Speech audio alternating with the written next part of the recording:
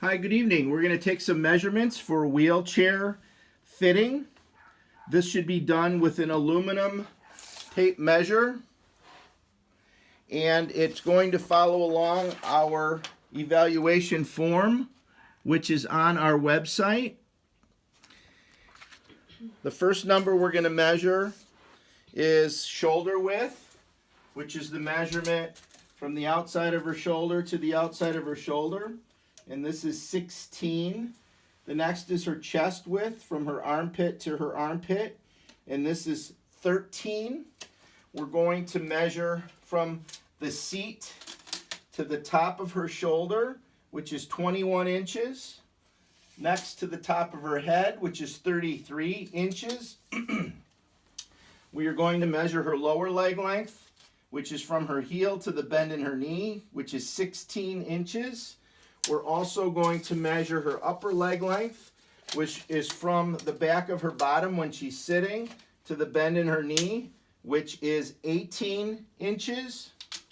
We are going to measure her chest depth, which is from the back of her shoulder to the front of her chest, which is 7 inches.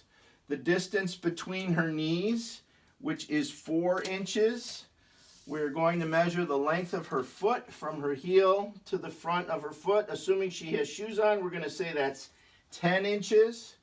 We're also going to measure the distance from the seat to her forearm with her elbow bent at a right angle. That's 9 inches.